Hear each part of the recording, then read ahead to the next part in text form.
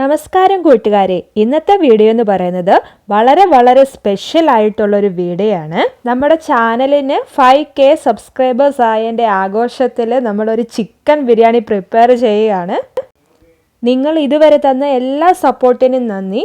ഞാൻ ഒരുപാട് വലിച്ചു നീട്ടി പറയുന്നില്ല, നമുക്കിനി ചിക്കൻ ബിരിയാണിയുടെ റെസിപ്പിയിലേക്ക് പോകാം.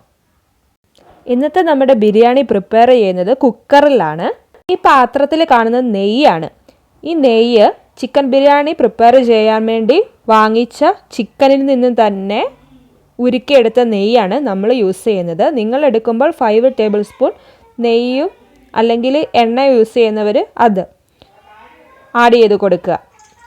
നെയ്യ് ചൂടായി വരുമ്പോൾ 2 പീസ് കറുവപ്പട്ട, 2 കച്ചോലം, 3 ഏലക്ക, 4-5 പീസ് ഗ്രാമ്പൂ എന്നിവ ആഡ് ചെയ്ത് നെയ്യിലിട്ടൊന്ന് മൂപ്പിക്കുക.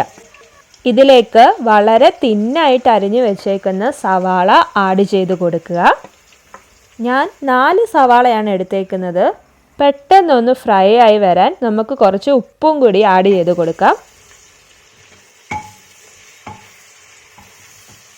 സവാള പാതി കുക്കായി വരുമ്പോൾ 6 പച്ചമുളക് നെടുകെ കീറിയത് ഇട്ട് കൊടുക്കുക.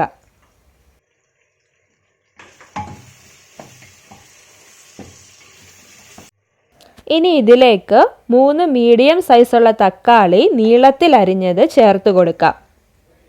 നമ്മൾ ഇന്ന് 8 പേർക്ക് സുഖമായി കഴിക്കാവുന്ന അളവിലാണ് ബിരിയാണി തയ്യാറാക്കുന്നത്.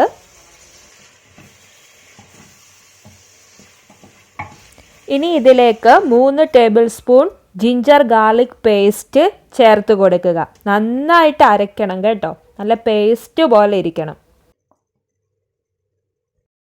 ഇതിൻ്റെ പച്ചമണമൊക്കെ മാറി എല്ലാം ഒന്ന് ശരിക്കും വഴണ്ട് വന്നിട്ടുണ്ട്. ഇനി ഇതിലേക്ക് നമുക്ക് കുറച്ച് മല്ലിയിലയും പുതിനയിലയും അരിഞ്ഞത് ഇട്ട് കൊടുക്കാം.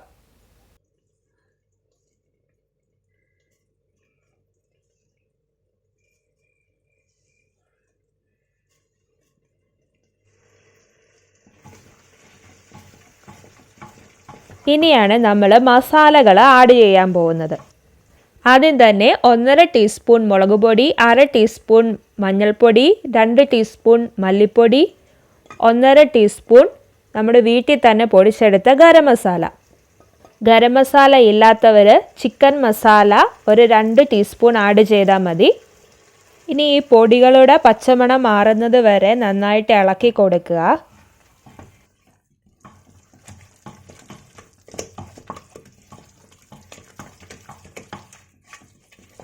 ഇത് നമ്മൾ തലേന്നേ മാഗ്നേറ്റ് ചെയ്ത് വെച്ച ചിക്കനാണ്.